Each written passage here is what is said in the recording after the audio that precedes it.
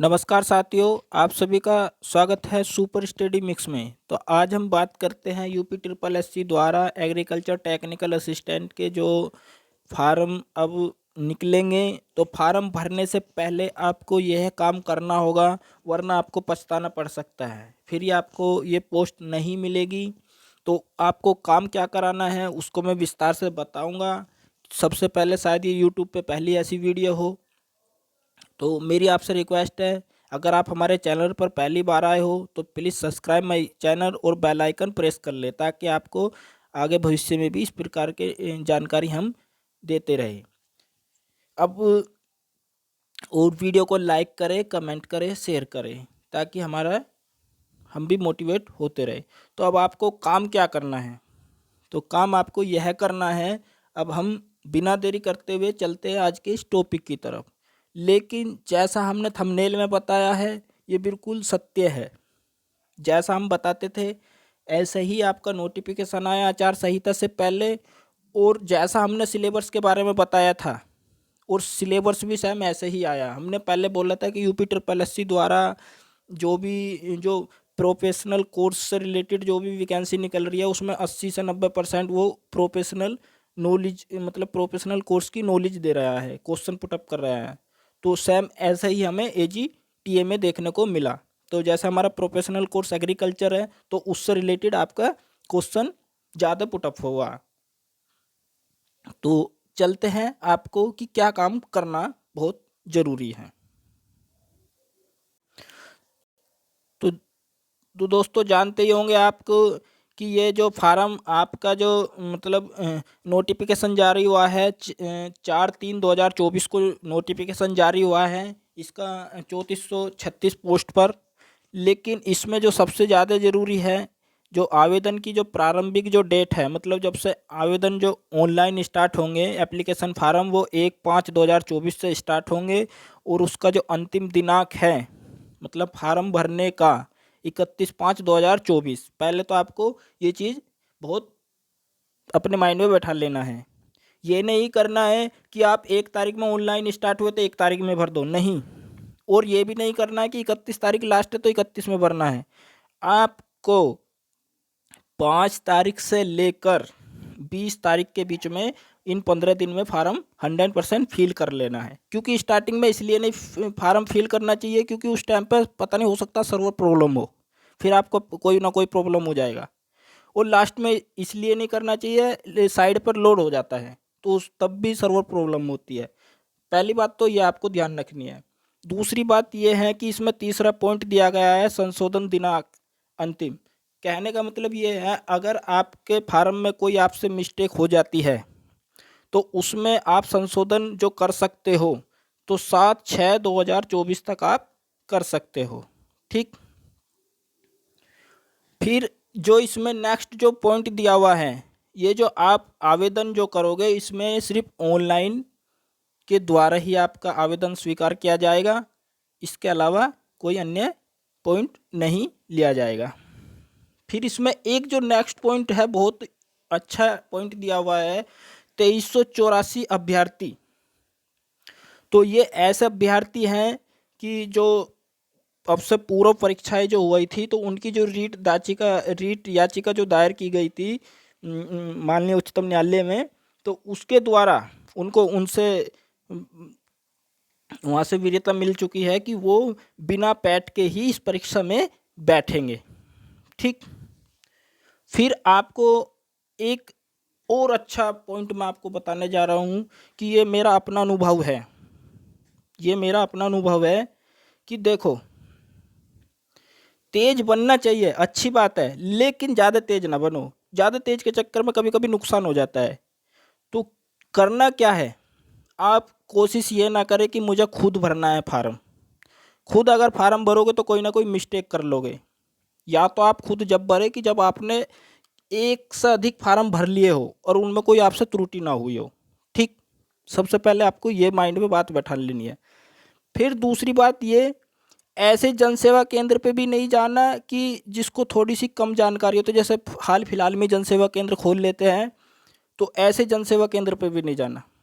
जो अच्छा परिपक्व जनसेवा केंद्र हो, साइबर कैफ़े हो, वहीं पे ही जाके अपना ऑनलाइन फार्म फिल कराए, क्योंकि जीवन में ऐसे मौके बार बार नहीं मिलते। और आप जानते होंगे कि एग्रीकल्चर की इन वैकेंसी के लिए हमारे भाई बहनों ने कितना तमाम संघर्ष किया, हमने भी कितना संघर्ष किया, तब जाके ये आपको वैकेंसी देखने को मिली। अब आपको करना क्या है, नेक्स्ट पॉइंट करूंगा मैं। देखो, दिल से बोलता हूँ जो भी बोलता हूँ।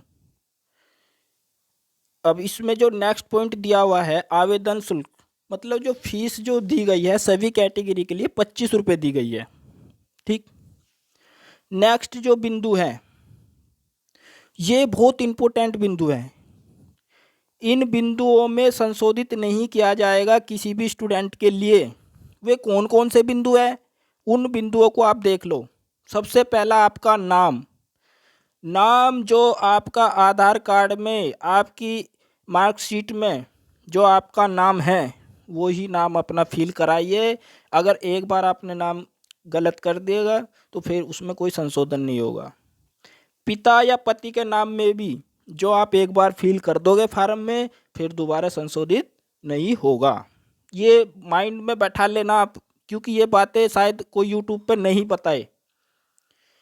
पत्राचार का पता, जो आप अपना एड्रेस जो लिखोगे उसमें भी आपको फिर कोई करेक्शन करने का ऑप्शन नहीं आने का। नेक्स्ट जो पॉइंट है, EWS, DFF, एक्स सर्विसमैन या PH या उत्कृष्ट खिलाड़ी जो होते हैं, ऐसे खिलाड़ी भी जो इसमें प्रतिभाग करना चाहेंगे तो वो अपनी डिटेल्स बहुत अच्छे से फिल करें, वरना उनको भी फिर इसमें संशोधन करने में प्रॉब्लम होगी नहीं। ठीक। फिर जो नेक्स्ट पॉइंट है आपका जाति, जैसे ST हुआ, SC हुए, OBC हुए या EWS वाले हुए, तो ऐसे भाई बहन अपना जाति, मूल निवास, अपना जो जाति चुनते हुए बहुत सही से सिलेक्शन करेंगे। ऐसा नहीं है कि SC का कैंडिडेट है, OBC उसने चुन लिया तो फिर वो उसका OBC में ही काउंट होगा। अगर OBC है, उसने गलती से जनरल चुन लिया तो फिर वो जनरल में ही काउंट होगा। ठीक। तो ये जाति वाला ऑप्शन पे भी आपको सही से क्लिक करना है। फिर आपका एक है जेंडर, लिंग। ये भी प्रॉब्लम बहुत हो जाती है, क्योंकि अगर आप ध्यान से फार्म नहीं भरोगे तो प्रॉब्लम तो बहुत होती है। तो ये लिंग में भी आपका परिवर्तन नहीं किया जाएगा जेंडर में। अगर आप पुरुष हो तो आपको पुरुष वाली ही कैटेगरी में आपको वो लिंक करना है, महिला हो तो महिला वाला ऑप्शन चुनना है। ठीक। ये वो बिंदु हैं कि इनमें आपका कोई भी संशोधन नहीं होने का बाद में। इस बात को अपने माइंड में बैठा लेना। अगर आपका मिंटू कुमार नाम है तो मिंटू कुमार ही रहेगा, मिंटू सिंह नहीं कर सकते आप। आवेदन में अनिवार्य अधिमानी अर्हता संबंधी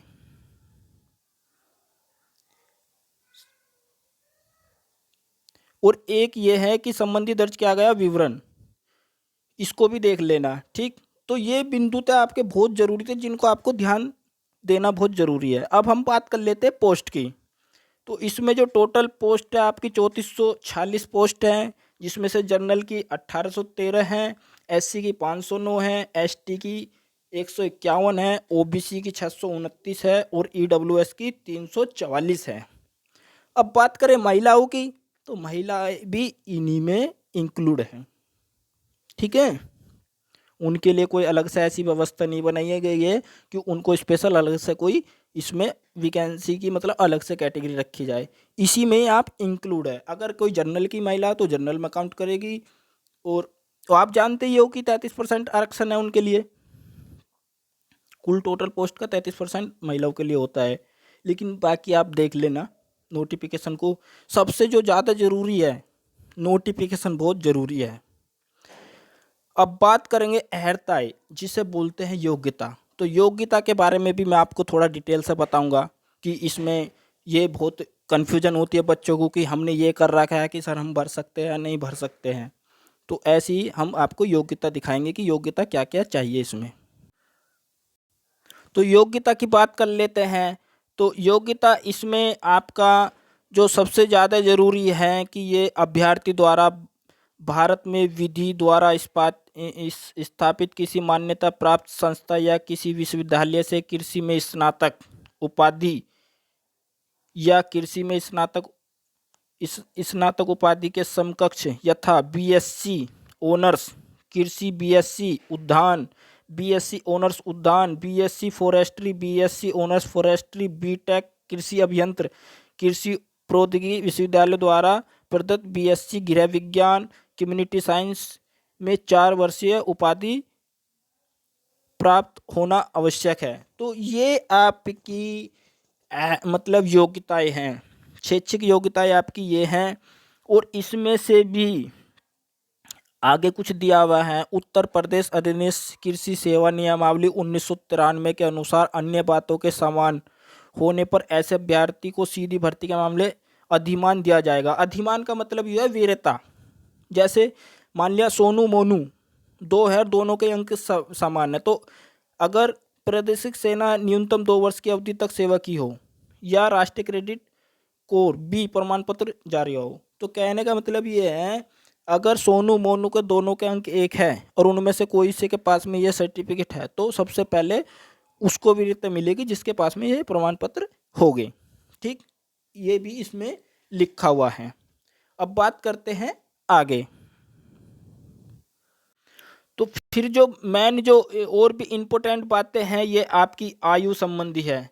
तो आयु जो आपकी जो 1 जुलाई को 21 वर्ष मतलब 1 जुलाई 2024 को 1 जुलाई 2000 मतलब 1 जुलाई को आपका 21 वर्ष पूरी हो चुकी हो और 40 वर्ष से अधिक ना हो 1 जुलाई।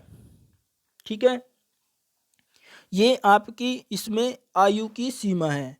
और SC ST वालों को आप जानते हो कि उनको अलग से जो भी उनका होता है जैसे 3 साल 5 साल वाला सिस्टम वो मिलता है। जैसे SC वालों को 5 साल का मिलता है और OBC वालों को 3 साल का मिलता है, ST वालों को भी 5 साल का मिलता है। अब इनमें सबसे जो ज़्यादा जो इम्पोर्टेंट बातें हैं वो ये हैं, मैं आपको बता दूं।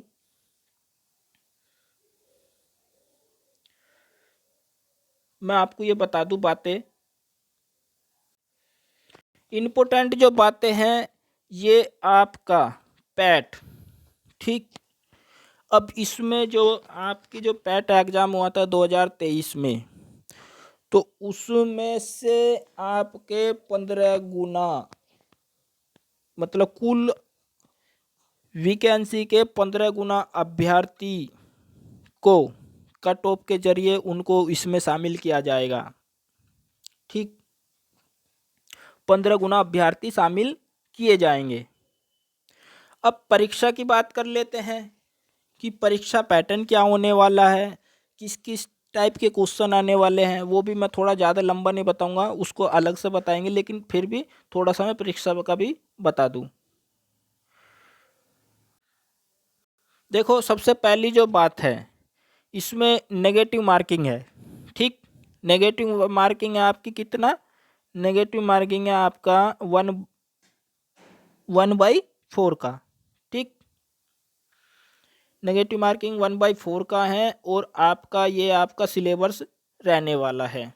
ठीक, इसमें आपके मतलब आपके 20-35 क्वेश्चन तो आपके रहने हैं एग्रीकल्चर से अलग और बाकी आपके 65 क्वेश्चन आपके आने वाले हैं एग्रीकल्चर के। ठीक, लेकिन जो आपके 35 क्वेश्चन जो अलग से आएंगे उसमें से भी जैसे 15 क्वेश्चन आपके हुए कंप्यूटर के और 20 क्वेश्चन हुए उत्तर प्रदेश से राज्य संबंधित जानकारी। तो इस उत्तर प्रदेश वाले में भी कृषि के क्वेश्चन पूछे जाएंगे, जैसे कि उत्तर प्रदेश का आम के स्थान में कौन सा स्थान है, यानी संतरे के मामले में कौन सा स्थान है, उत्पादन के मामले में, किसी भी फसल के मामले में इस टाइप से क्वेश्चन जरूर पूछेंगे ये। ठीक, उसमें भी कोई कहने का मतलब ये है आपका जो 70 से 75% इसमें एग्रीकल्चर आना निश्चित है और 20 से 25% आपका अन्य सब्जेक्ट रहेगा। ठीक, तो ये आपका परीक्षा का पैटर्न होने वाला है। और परीक्षा आपकी 2 घंटे की होगी और नेगेटिव हमने बता ही दिया है कि किस किस तरीके से आपके कौन कौन से माध्यम से क्वेश्चन पुटअप होंगे। देखो, सिलेबस आने से पहले ही मैंने आपको बता दिया था कि जैसे हम फील्ड में रहते तो कृषि प्रसार की हमें जानकारी रहनी चाहिए। कृषि अर्थशास्त्र योजनाएं जैसे पीएम किसान सम्मान निधि योजना हुआ, आपका मृदा स्वास्थ्य कार्ड योजना हुआ, आपका खेती तालाब योजना हुआ, मतलब तमाम कृषि की सोलर पंप योजना हुआ, सोलर योजना, तो इन सब की हमें जानकारी होना चाहिए। कौन सी योजना कब स्टार्ट की गई थी, किसका क्या महत्व है, कितना लक्ष्य होता है, क्या सब सिस्टम होता है, तो इनके बारे में हम आपको भी वीडियो बनाकर प्रोवाइड कराएंगे। लेकिन शर्त यह है कि आपको हमारे साथ में जुड़ना होगा, तभी आपका कुछ भला हो पाएगा। तो अब हम चलते हैं नेक्स्ट पॉइंट की तरफ। नेक्स्ट पॉइंट क्या है हमारा? नेक्स्ट पॉइंट है हमारा ये फोटो हस्ताक्षर। देखो, फोटो हस्ताक्षर आपका जो आपका पैट का जो रिजल्ट, जो एग्जाम है, उसको जो परीक्षा अंक जनरेट करोगे तो उस समय पे जो आपने फोटो और हस्ताक्षर किए थे वही आपकी इसमें अपलोड ऑटोमेटिक हो जाएंगे।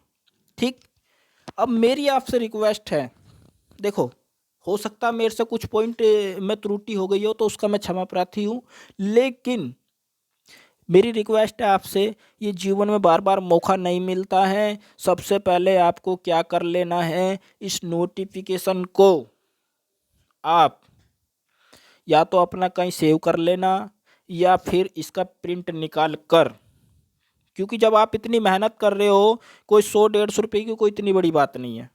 आप इसका प्रिंट निकाल कर बारीकी से इसका अध्ययन कीजिए। अध्ययन करने के बाद तब आप अपना फॉर्म फिल करना, जब आपको एक एक लाइन समझ में आ जाए। माना कि कुछ विद्यार्थी होते हैं कि जो ज़्यादा परिपक्व नहीं होते, तो जो उनके अच्छे जो संबंधित जो भाई है उनसे आप जानकारी लेकर तब फॉर्म फिल करना। जल्दबाजी में कोई फॉर्म फिल नहीं कर देना, क्योंकि गलती अगर आपसे हुई तो आप परीक्षा से वंचित और इस नौकरी से भी वंचित हो सकते हो। मेरी रिक्वेस्ट है आपसे, तो आपको नोटिफिकेशन का बहुत बारीकी से अध्ययन करना है।